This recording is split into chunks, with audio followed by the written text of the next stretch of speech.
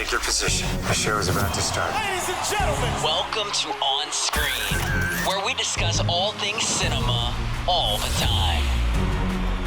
Here's your hosts. the award goes to Joe Brunett, Joe Cuffney, and Jesse Reichenstein. Lights, camera, action.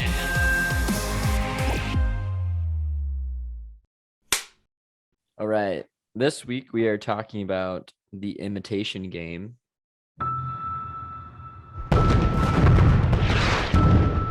This war, we're not winning it. If you speak a word of what I'm about to show you, you will be executed for high treason. It's beautiful. It's the greatest encryption device in history, and the Germans use it for all communications. Everyone thinks Enigma is unbreakable. Let me try, and we'll know for sure. Mr. Turing, do you know how many died because of it? I don't. 3, while we've been having this conversation. Gentlemen, meet Mr. Turing. We were to work together then. I'm afraid these men would only slow me down. Popular at school, were you? We're short on staff. We get more staff then. You have 6 minutes to complete the task. Is that even possible? No, it takes me 8. 5 minutes and 34 seconds. You said to do it in under 6. What is it that we're really doing? We're going to break an unbreakable Nazi code and win the war. Oh. You know, to pull off this irascible genius routine, one actually has to be a genius. I'm designing a machine that will allow us to break every message, every day, instantly. You're going to need all the help you can get, and they are not going to help you if they do not like you. Have you decrypted a single German message? You will never understand the importance of what I am creating here. Our patience has expired. No! If you fire Alan, well, then you'll have to fire me. Me too. And me. You better bloody work. Alan, you do not have to do this alone. What are you doing? What's going on? The Navy thinks that one of us is a Soviet spy. You've got more secrets than the best of them. What if I don't fancy her in that way? Can't tell anyone, Owen. It's illegal.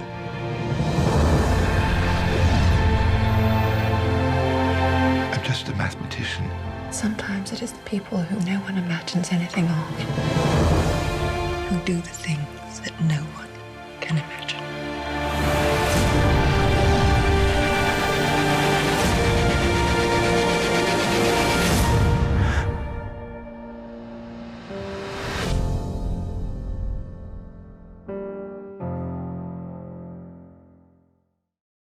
Starring Benedict Cumberbatch. Also, happy Halloween. Ooh. Today is actually Halloween. Today is We're Halloween. recording this. It will come out a week later, but the day we're recording is Halloween. So that's pretty exciting. So happy Halloween, y'all. Happy Halloween. And before we get into the Imitation Game, Joe is going to give a little mini review on Halloween Kills because he missed the last episode. Yes, I made the amazing mistake of watching the John Carpenter's Halloween instead of Halloween Kills. But did it help? Well, yeah. I mean, it because it is in the same like timeline. Like I actually did find it helpful because like the kid who Laurie was babysitting, and he was like, you know, a big part in Halloween Kills. So like it was useful to have that like fresh on my mind. That's true. Did you watch 2018 as well? I didn't, but I remembered that. And actually, that was the one I mean. Wait, get into it. Okay, give us your little mini. So I really liked the original one. Like that's just a classic. I actually also I liked almost even more the one from 2018 where they kind of brought it back because it felt like a continuation of a story. That's my thing. I like when they weave stories together. This one made no sense to me. No question. Before you really dive into it, did you listen to the episode yet or no?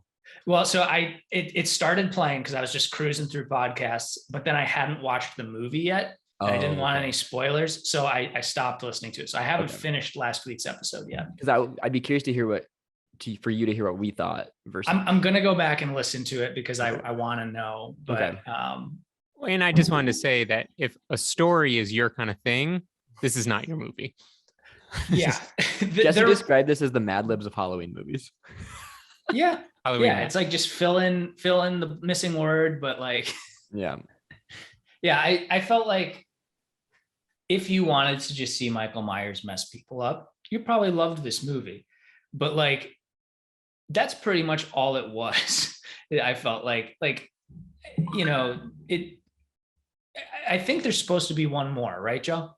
Halloween So Ends. I feel like this is like classic, like second movie. Like there's not really much to it. It's just like holding together the first and the third. Yeah.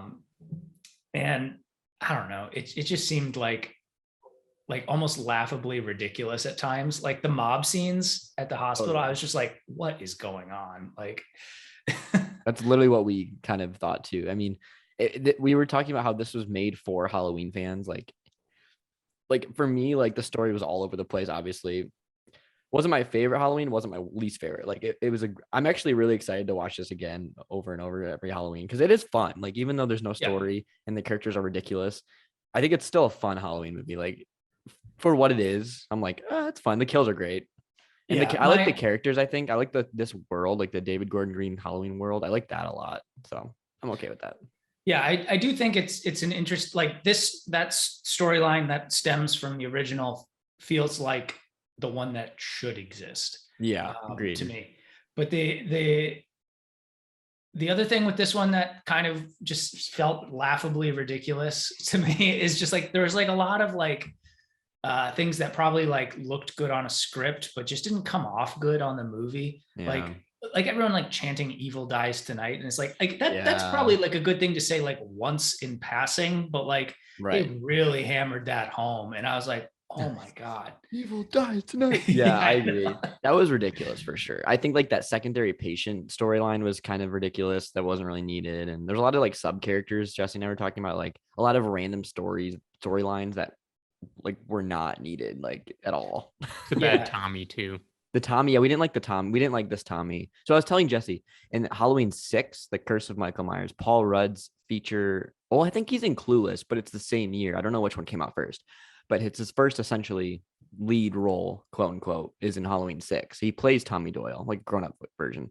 And they actually approached him for this movie, I think, but I think he turned it down. But he was way better at the adult Tommy Doyle than Anthony Michael Hall because like Anthony Michael Hall is too like bulky and just like about to fuck shit up. Like yeah, he looks like he's just looking to start a fight, which is like or like stir up a crowd, which is basically what he did. It didn't make any sense for his it also that whole thing kind of took me out of it because I felt bad for the inmate who like ended up jumping up. It made me sad. And like in a movie like this, I just want to be scared.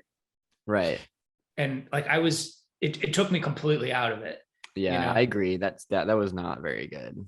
No, what did you think about the flashback, like the 70s flashback? I liked that part. You know, because it that's the thing. Like I like when movies tie into, the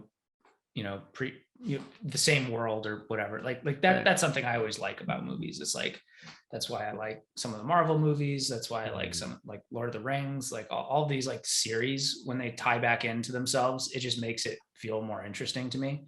Totally. So I liked that part. That was my favorite. I think one of my favorite scenes throughout the whole franchise. I think it was done so well. And you just watched 78. So it's like, I thought it looked visually identical to the original movie and it sounded similar. Mm-hmm. They actually built all that. That was all in the studio. Oh, really? That was all studio. And then the Michael Myers was also, there wasn't no CGI. The mask was real. The Loomis was also real. That was a real person with makeup on, which is crazy because it looks just like the original Loomis. So yeah, I feel like the other thing that kind of, I don't know, like the mask itself, like I know he was like in like a burning building. So like I get like how it just looked different to me. And I think and I think that's because of the fact that he was like literally burning in a basement. Right. But like even that, like I don't think that's what the mask would have looked like if it was burning in the basement. So like I kind of wish it was just looked a little more normal, like the original mask. Yeah, I agree. I like the OG, like just clean white. But I wouldn't put him in a burning building for me. I would have done a different That's good to know. But I did, you know, it was fun. We watched it last night, so it was you know, day before Halloween, and it was you know, it's a good time of year to watch that kind of thing. It lived up to its name, Halloween Kills, because of all the kills. So yeah, so I guess it's aptly named. But I wouldn't say this is my favorite Halloween movie by any stretch. But it was okay. We literally said it's literally filler. Like it's a filler movie, like you were saying. Yeah, it's that second movie in a trilogy. I think if this movie wasn't in that timeline of Halloween, I don't think I would like it as much. But since it's in this timeline, I think I like it way better. Because like I just love the characters. I love the characters in these ones. Just I don't know. They feel more raw and like real, I guess. Well, not Tommy Doyle, but everyone else. The other thing with that movie is I wanted more Jamie Lee Curtis. Yes. 100%. And Allison. I think that's the reason I liked the 2018 one. Mm-hmm. Yeah, agreed. Because I think she's the one who makes it feel like it's all part of that same world. Totally. But yeah, I don't know. That's my take. If I had to rate it, I'd probably give it like a 5.5. Okay. Knives or something. But that's not to say I didn't enjoy it. Like it was a fun movie. It's just I wouldn't say it was a good movie. You know what I mean? I think if you like Halloween movies, if you like Michael Myers, you'll probably have fun with this. Like just go into it not really expecting anything, and then you'll enjoy it more. Yeah. I'm excited to revisit this one. Like I think it's a fun one. Like I think it gets better every time I watch it. Not like story-wise, just like it's just fun. Expectation-wise.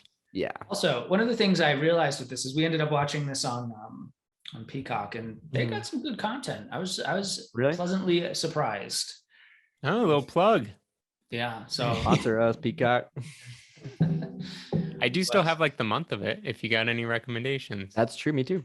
I mean, we went through and watched some of the Office Halloween episodes, and like you know, just some of the they have some stuff on there that like a lot of times, like if you're scrolling through Netflix and you're like, God, like there's so much to watch, but I don't know what to watch. Right. I didn't have that problem with Peacock, so I'm just saying, step up your game, Netflix. I'm about that. All right. I will say I saw a Kickstarter not too long ago of this app, and it was kind of like, you know how you're scrolling through all these platforms and you don't know what to watch. It's apparently like a Tinder for movies. You make a group of people and you all swipe like a certain amount of movies, and like whatever gets the most. I was like, that's a pretty good idea, because picking a movie or show can be so like annoying. You can scroll for like hours with a group of people too. Or you'll start a movie and then 2 minutes, like, wait, I don't want to watch this. Yeah, it's a weird. It's almost like too much. It's like overload sometimes. Agreed. But cool. Yeah, well, I'm glad you watched it. I'm glad you got the right one this time. You didn't love it. You didn't hate it, but yeah, I'm glad you watched it. Definitely. Cool. Imitation Game. Let's do Imitation Game. So this was your pick. Speaking of you and your yeah. So I was gonna make you guys watch the original Halloween just to catch up with me here and do it in reverse order, especially since today's Halloween.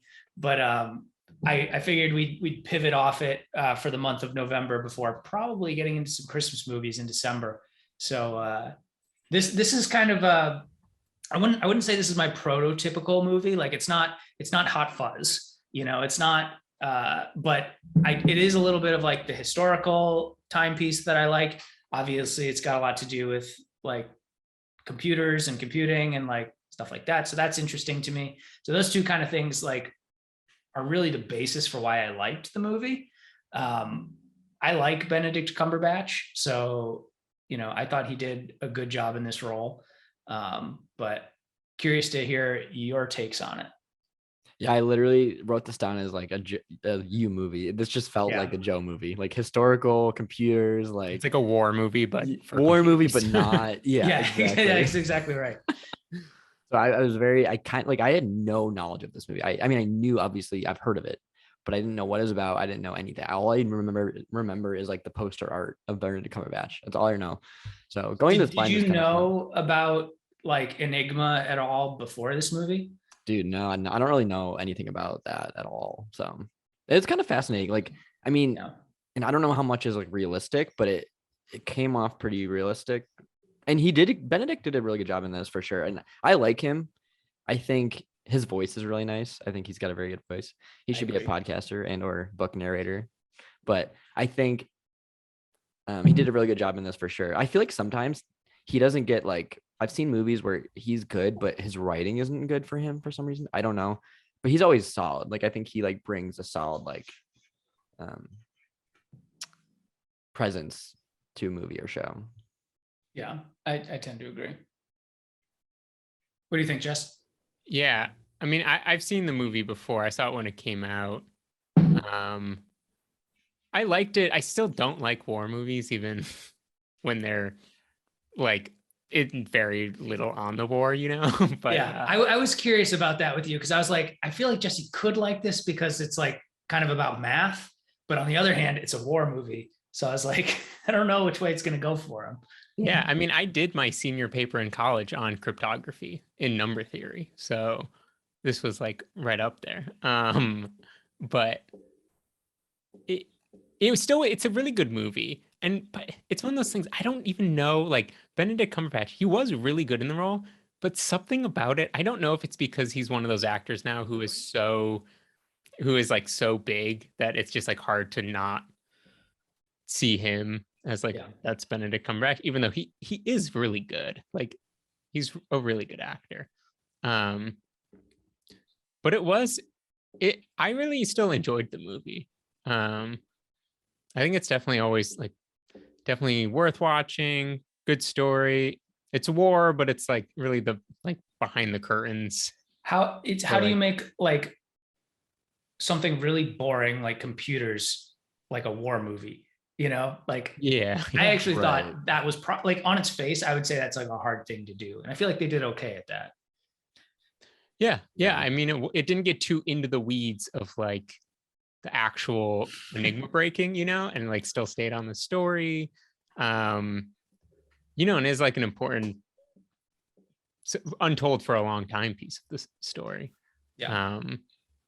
But good, interesting, good stories. Again, not too in the weeds of like, yeah, because I can throw you off if it's too in the weeds, like especially with computer stuff. Like for me, like maybe it's different for you guys because for Joe at least because you know more about it. But like if I hear like anything code related, I'm like, what is going on? Get me out of here, man. Like, all right, but yeah, they did a good job of like kind of dumbing it down per se.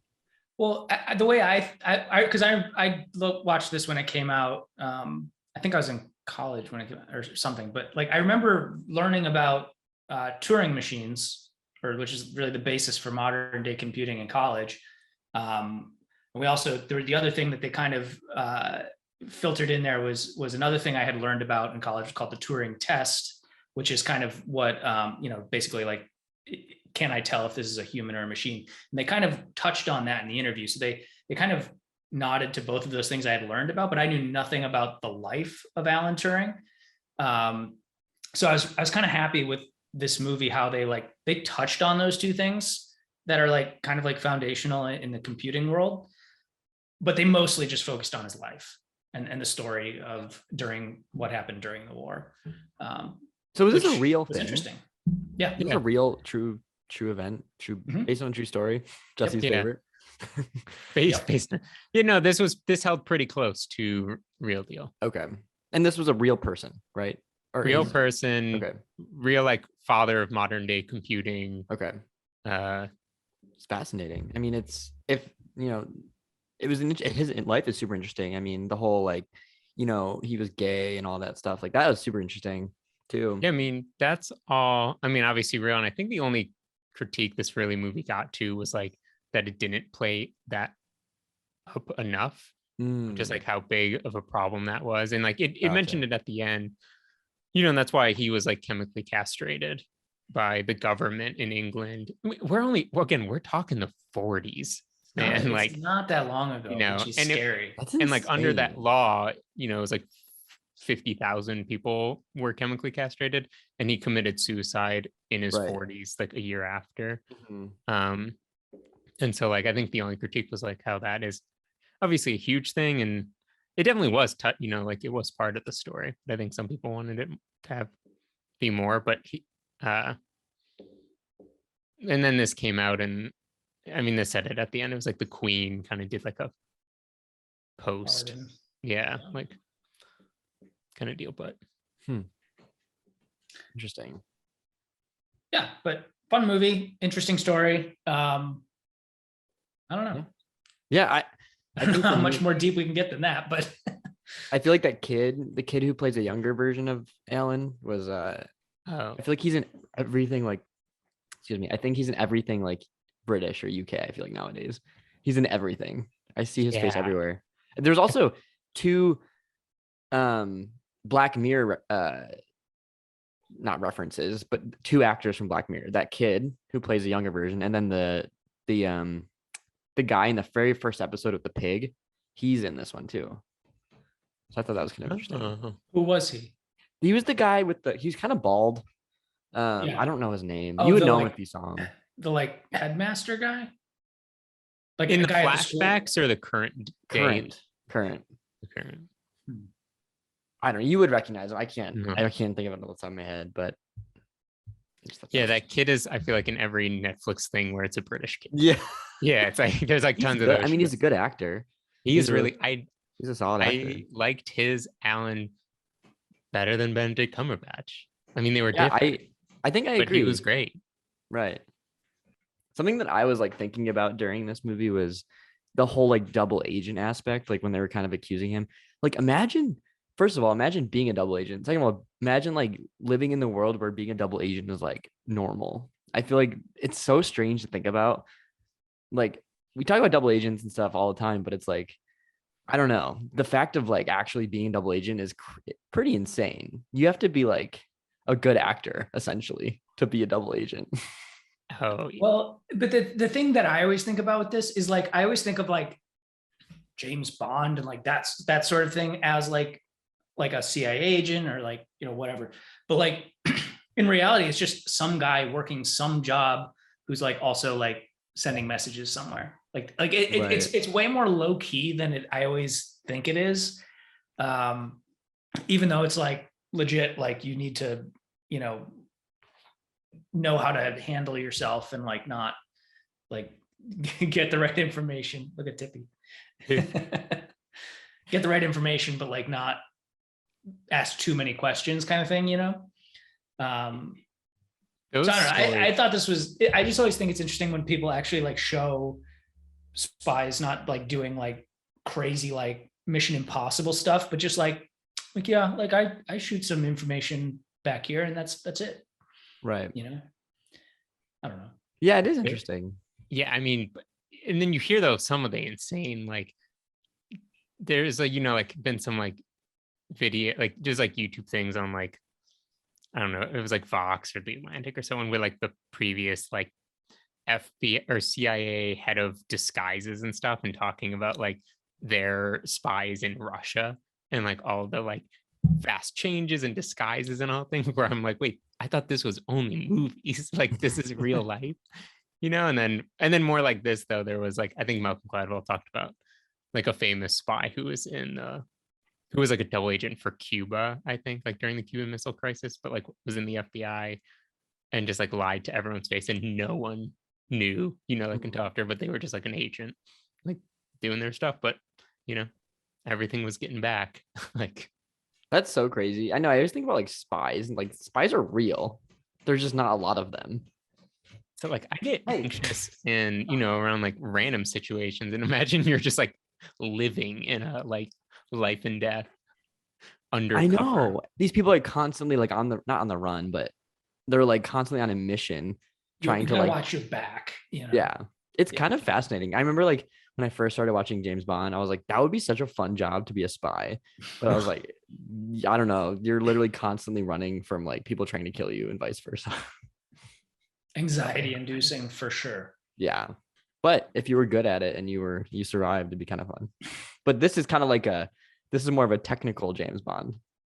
Yeah, and it was interesting, you know, that, you know, when he was like, I know who the spy is, it's whatever his name was, and the guy was like, yeah, of course I know, he's really bad at this, like I put him here. Yeah, right. And I was like, oh wow, yeah, he was like perfect. It's like you have all the craziness of like a double agent, and then you have the extra layer of like the planted double agent of like, yeah, I wanted someone to leak to the Soviets here. Right. Yeah, it's interesting. And like even the guy who like supposedly is a really bad spy, like he still found a way to like get leverage over Alan Turing by just like threatening to, expose that he was gay. So Right. like, I mean, that to me seems like a more realistic, like I go into a place, like I find a way to gain leverage over people. So I was like, when he said he was a bad spy, I was like, I thought he was pretty good, like at what he was trying to do anyway. But yeah, definitely an interesting thing to think about. Yeah. I think like the whole like gay aspect is so fascinating to me. Like you were saying, this isn't that long ago, but like people were hiding it. It's just like even today people still hide it, which is crazy. And that's true like 20 years ago. Yeah, I know. It's just insane. Like, I mean, obviously nowadays it's more like way more like accepted and stuff as it should be. But like, it's just strange that like, it's weird that sexuality can just change everything. I mean, and you're talking, I mean, again, only in the 40s. It's during a war where half the other side of the war is just murdering, including gays. Right. Totally. And then even this is like the Allies, which are like the good guys who still are like a lot of, I mean, we don't want to execute them, but like, yeah. So it's just really weird priorities. Yeah. Like, also, were engagements like that easy, quick and easy back then? Like, I feel like they barely knew each other. And he's like, let's get married. Yeah. I feel like that's how it was. Like baby boomers essentially, or maybe a little older than baby boomers. It was like, they found a partner and they just got married. They didn't have to love each other. And there's that less in the middle, like of, like how they got married because she was like, my family wants me to come home. And he was like, well, what if you're married? Like, and she, it's like, that'll work. Right. Exactly. Yeah. It's so strange. He was a good character. They did say the title. They did, yeah. A couple times. Because that is the reference to his paper. Including the Imitation Game. They said the whole thing. Interesting. I didn't write the time code down. Interestingly, they didn't mention Bowfinger. Weird. I mean, I think, didn't they say like Chubby Rain a few times? Do you know what would be fun? You have a movie like this, like back in the 40s or 50s, but you have Michael Myers. And he's back. You're going to say like a boomer Michael Myers. Steve Martin's Pink Panther spy detective is in this movie. That is a great movie, I will say. Do you guys want to get into, well, so I don't think we have any locations for this, right? We don't, but I should probably add them. I can read. I mean, we could, some of it's like well-known stuff, like, in London, but yeah, maybe London for sure. I think it was all shot. It was like Oxfordshire. Correct me if I'm wrong. Oxfordshire. Because I could be very wrong. Buckinghamshire. Dorset.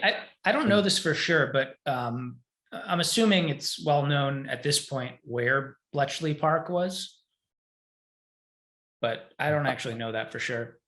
So I don't see it on read into that. I imagine that probably isn't still a secret, but it looks like there's a couple locations here that were popular, like the tube station, the Aldwych tube station, which I assume is the subway, which is a hilarious name for it.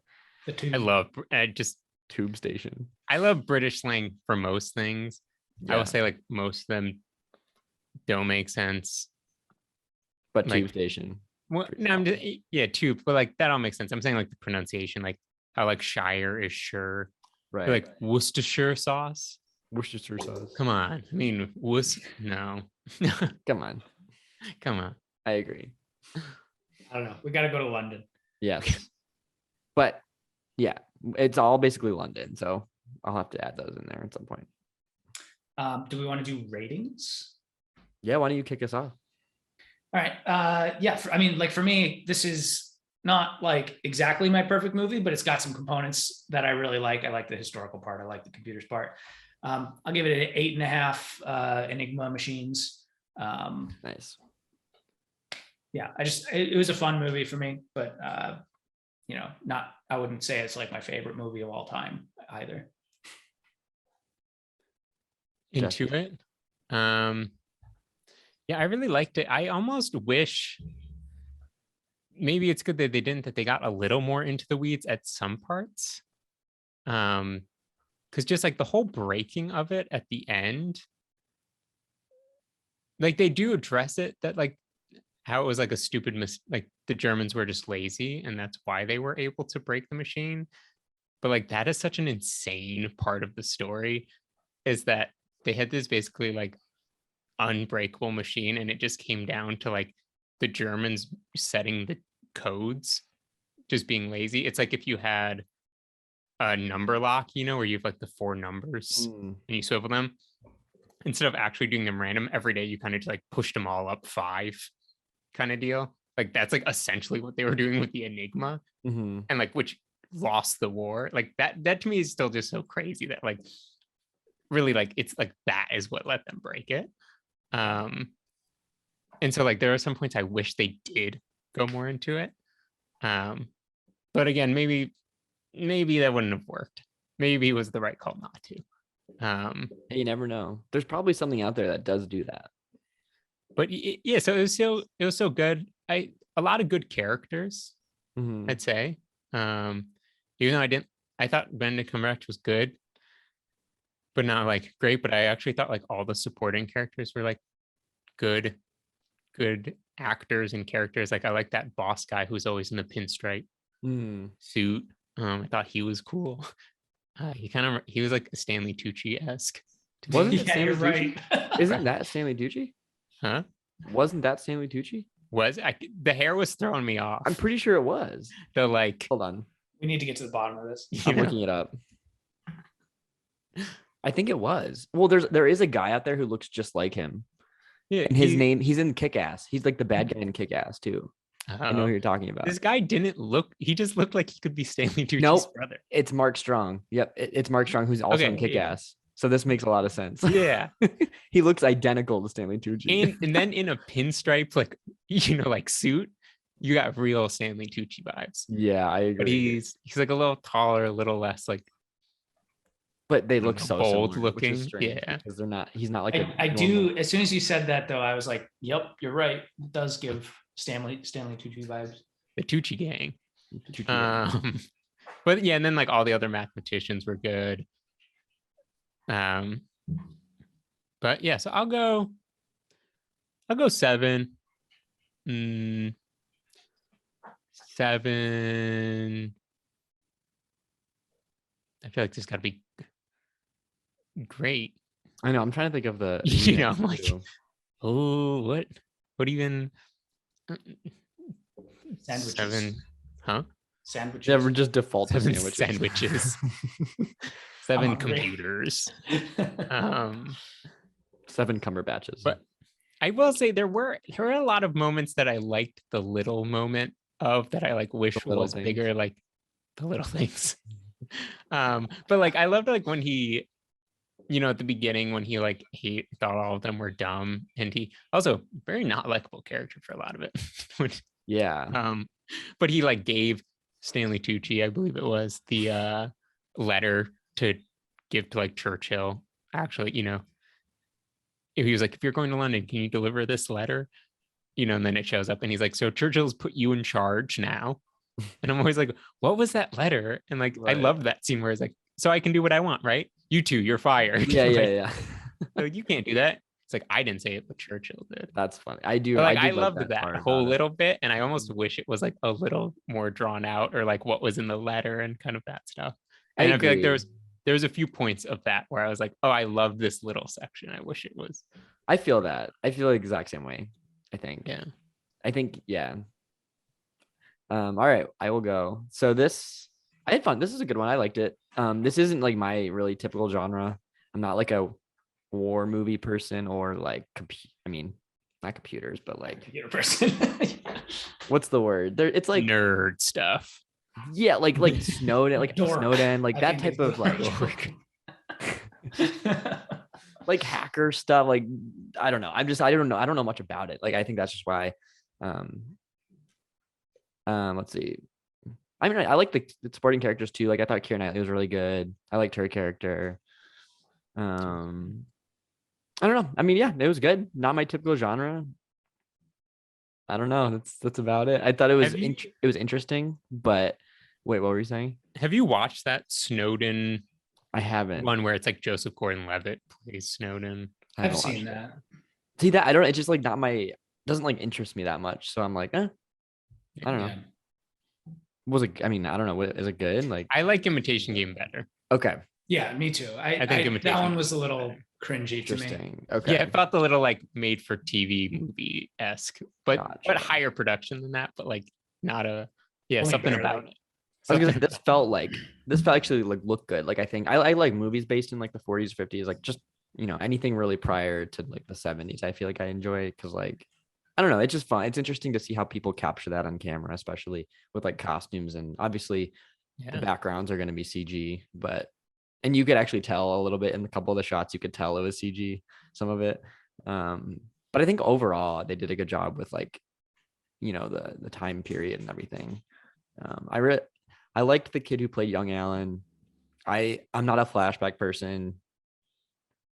Except for Halloween. There are some flashbacks where I really enjoy if they're done well and tastefully, but some flashbacks are just kind of like unnecessary. I do think they were actually good in this movie. I think the flashbacks were solid because we needed that kind of, I don't know, it was nice to have that little backstory and like you learn more about him as a character. But then again, they could have put that in the beginning and then I don't know. See, I think that was my thing with Halloween. It was like the flashback was in the very beginning. So it was like they didn't, but then they used random flashbacks 2018. We talked about this last week. I'm not going to get into it. But basically, I didn't mind the flashbacks. I think they were good and they were important.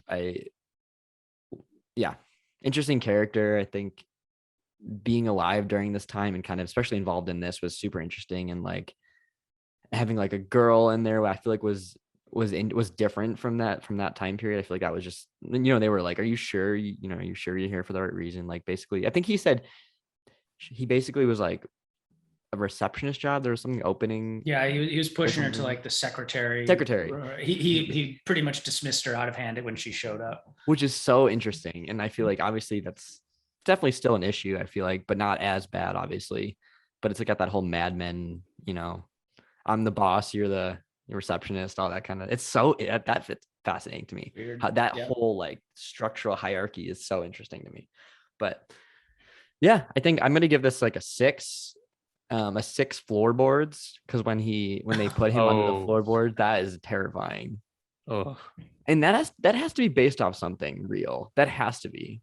There's no way that's got to happen. I just don't know. Like you hammer in the floor with somebody like that's so messed up.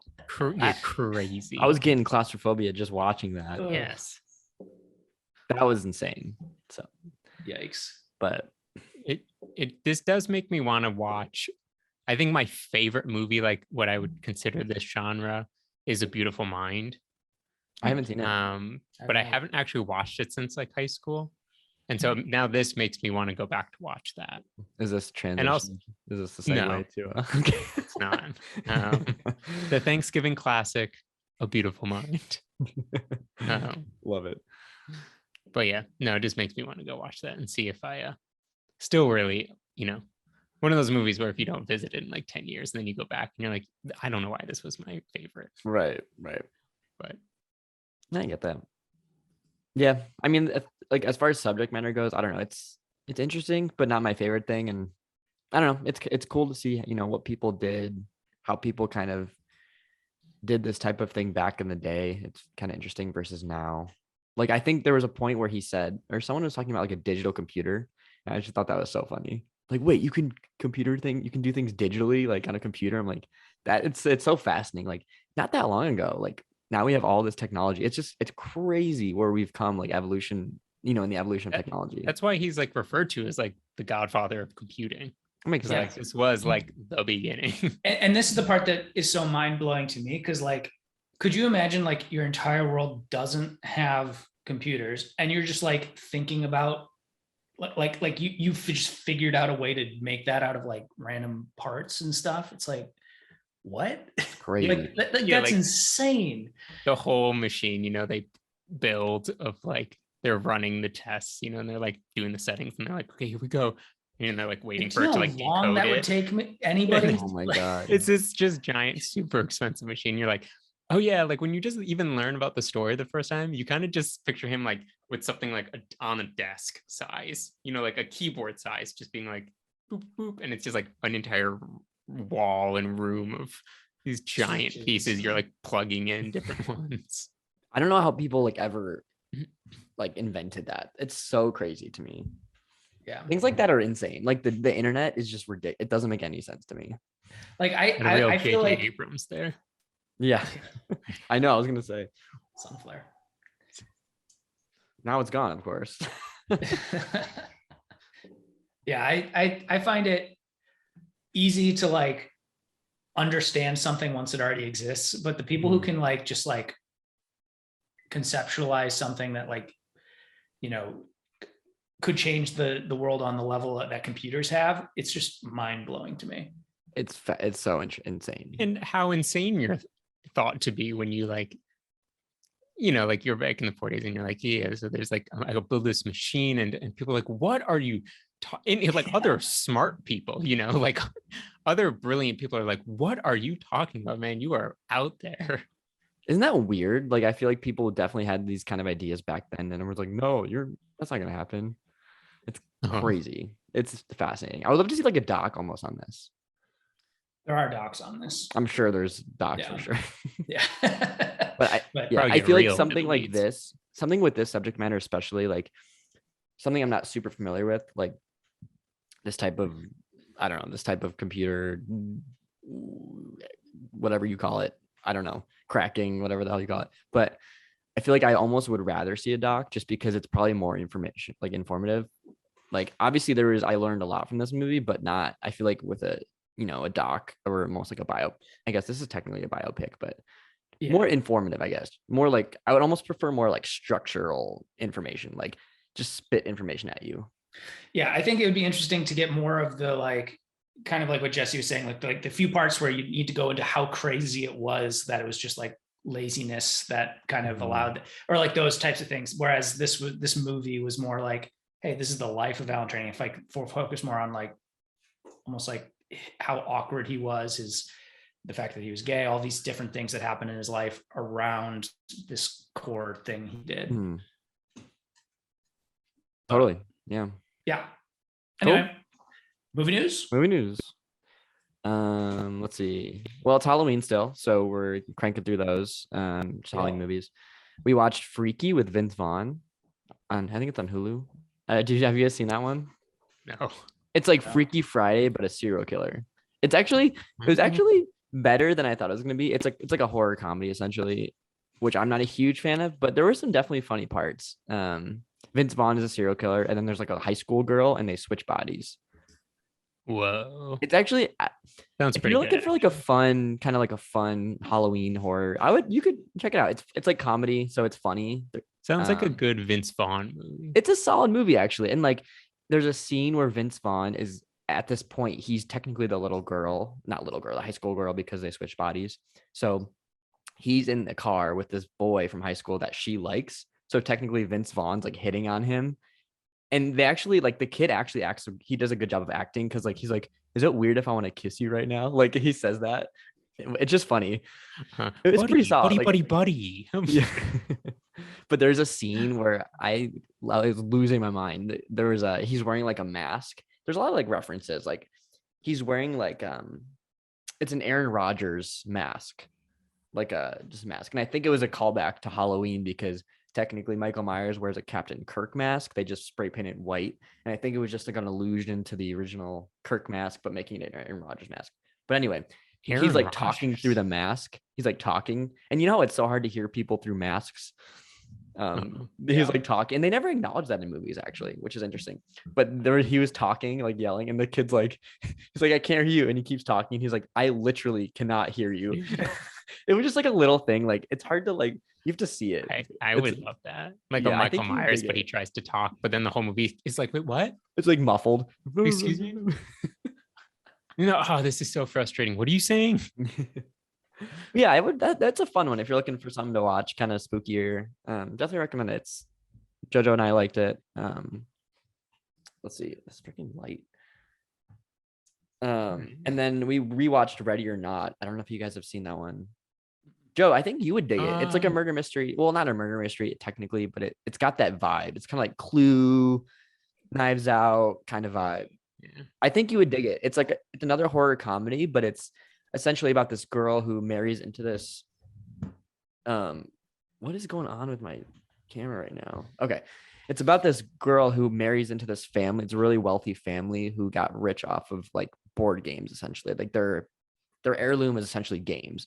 So they have to become part of the family. She has to play this game. And that's all I'm going to say.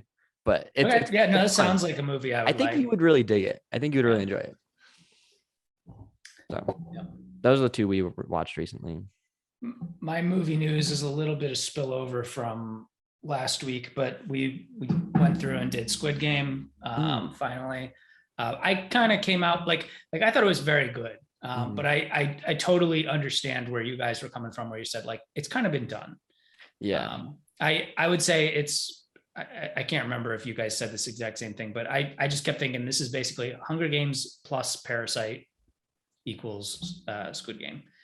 And then we started watching Succession.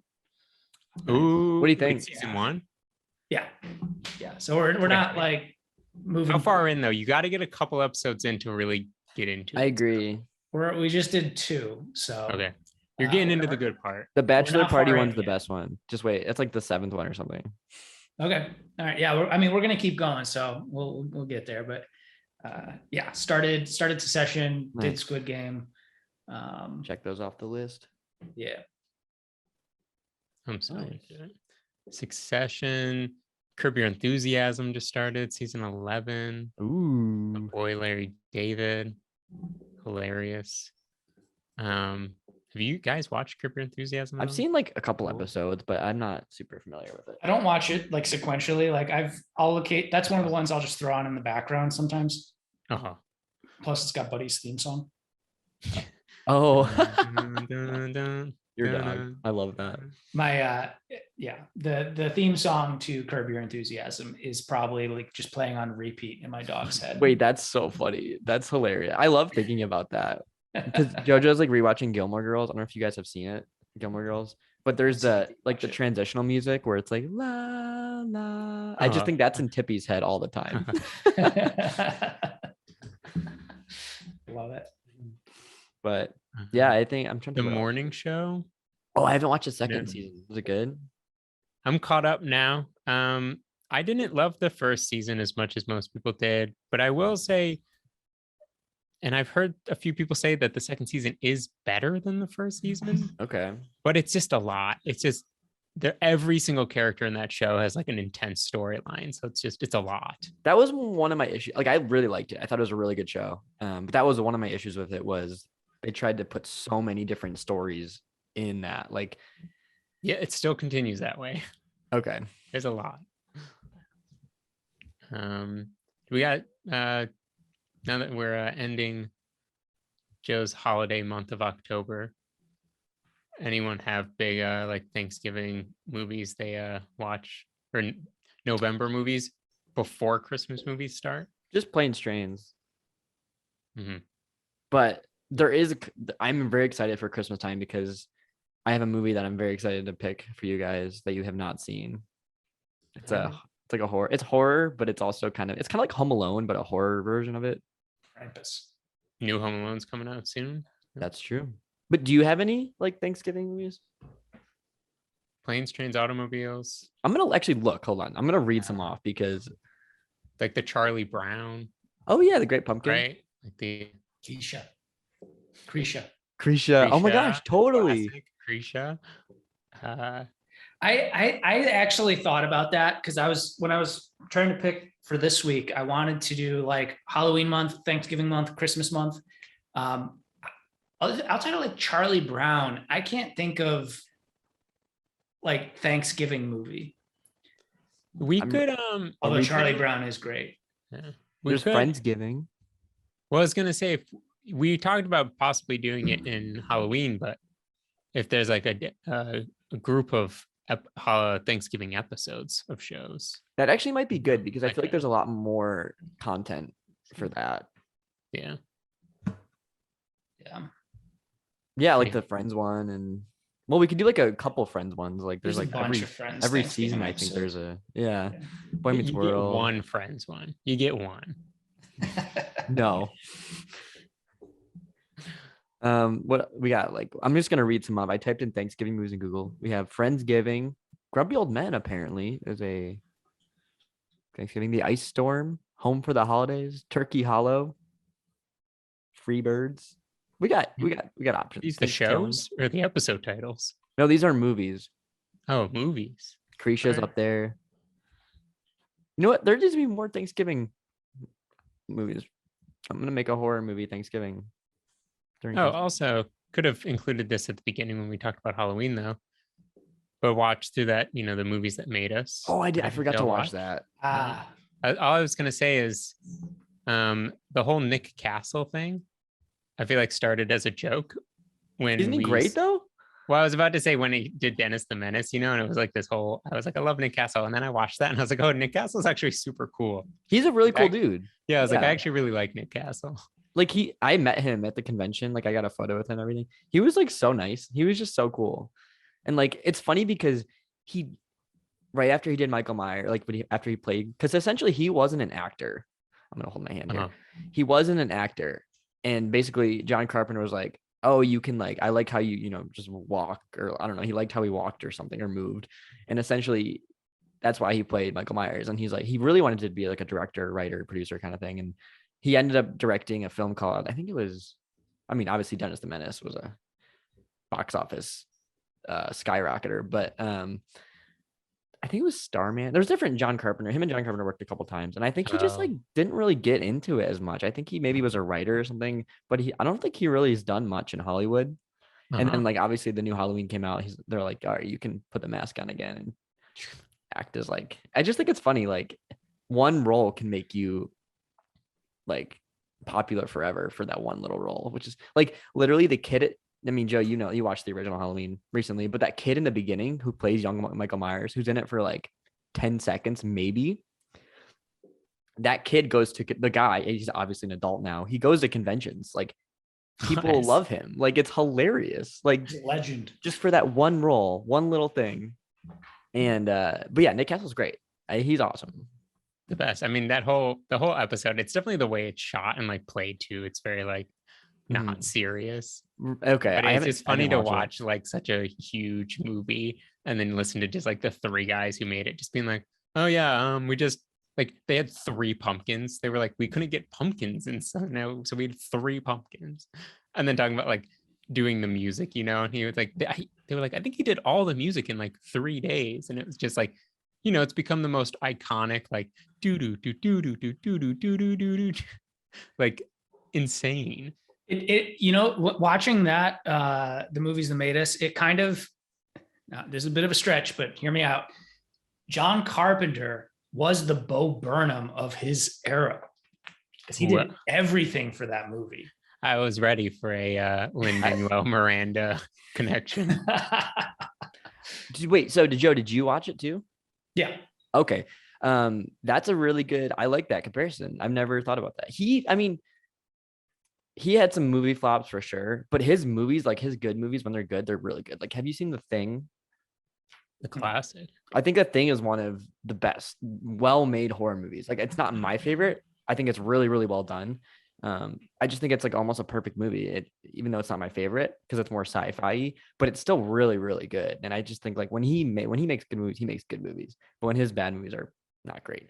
But Halloween is and it started something, the first person perspective thing. It happened in Peeping Tom in 1960, but it wasn't really a thing. And the whole Steadicam, I don't know. He definitely jump started a lot of horror.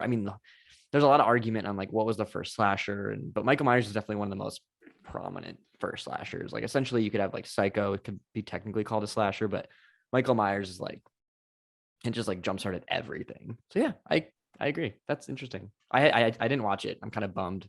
I'm gonna watch it. You still can. I know, I will. But okay, so who did they interview? They talked to Nick Castle, and who else did they talk to? John Carpenter?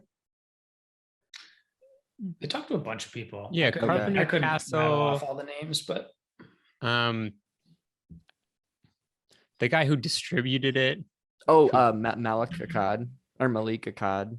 I think so. I can just Mustafa was picture his all these. dad, and then he took over. Mustafa did like the original Halloween, and then Malik did the newer ones. Oh well, yeah, this is definitely all the older. You know, it just always cuts to like them in their backyard, and they're just like typical old men, just being like, so this is how it went down. Right.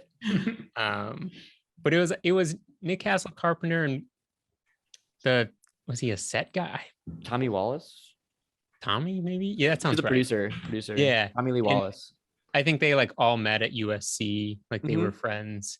So it was like mainly the three of them talking, and then the distributor guy who's really funny, who's like, we got a call from this guy in England, and his name was actually Michael Myers, and he wanted us to like, Wait, that's hilarious. And then they talked about like showing it in, I forget which town, and then like everyone went home and was calling each other, because it's the 70s, and they like were like, this was what we knew we had something. We had to get it more cities because like it was going viral. But in the 70s, that's everyone gets home from the movies and starts like the landlines were all tied up. Interesting. See, that's a movie I would have loved to see when it came out. Like Halloween is something I would have loved to see, like opening day. But it was so different than what was coming out around that time. Yeah.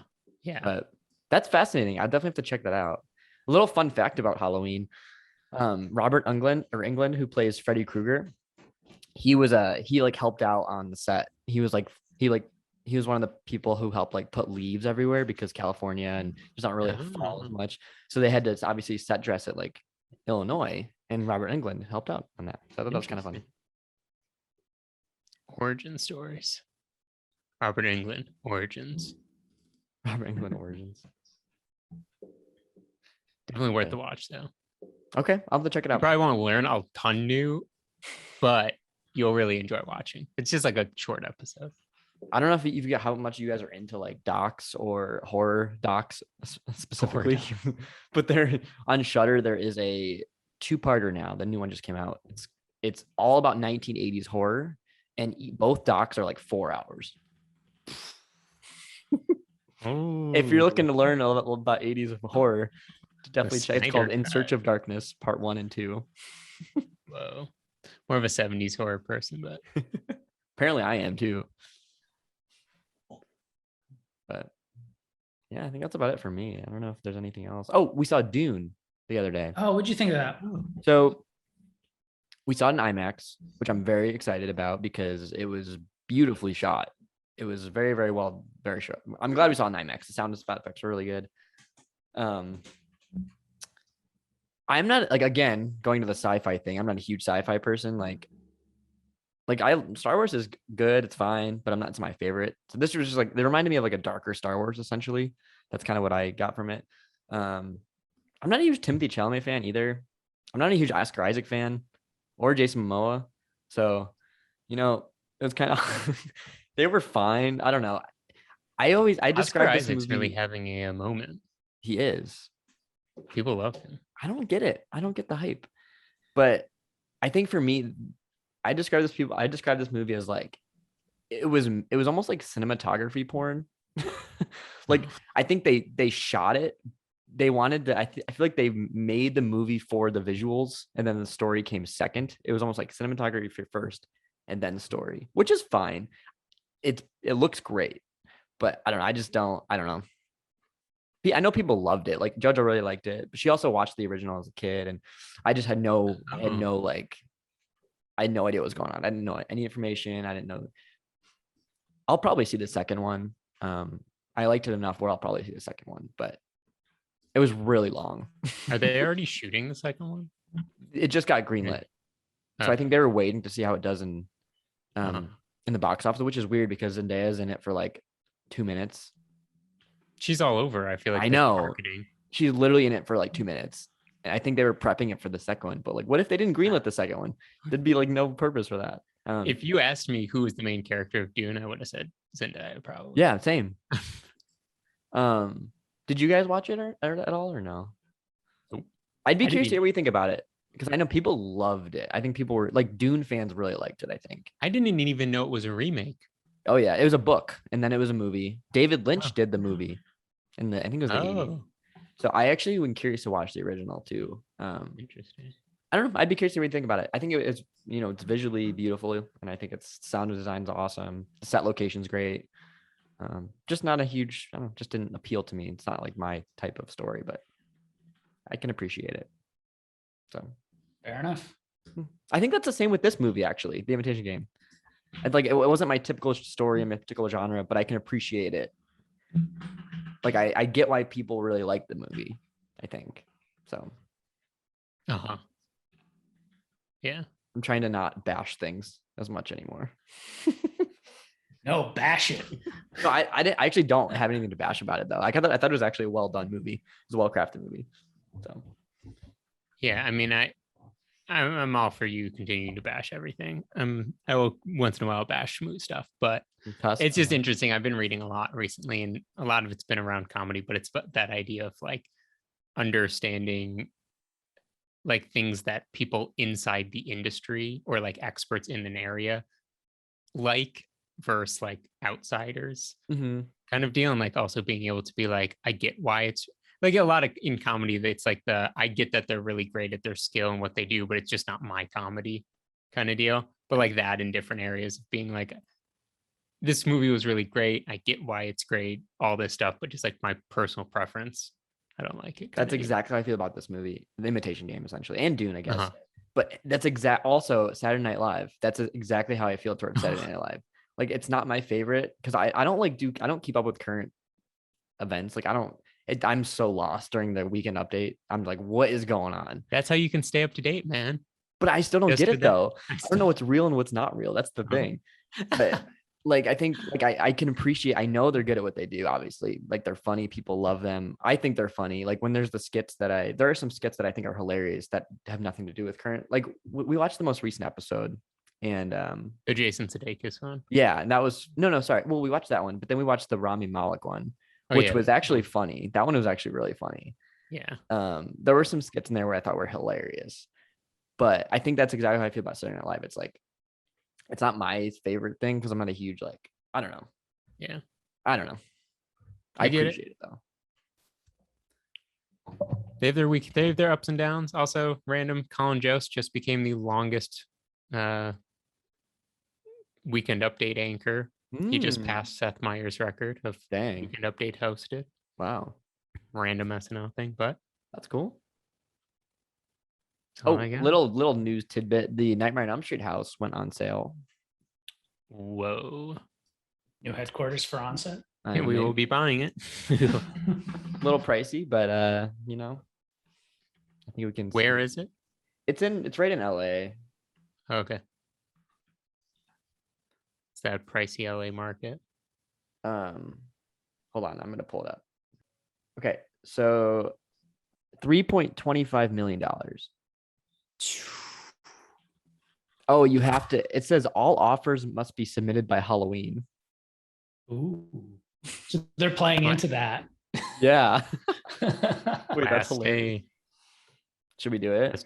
Yeah, let's send in an offer. We'll update you guys next week. Yeah. Onset buys Nightmare on Elm Street house for $2.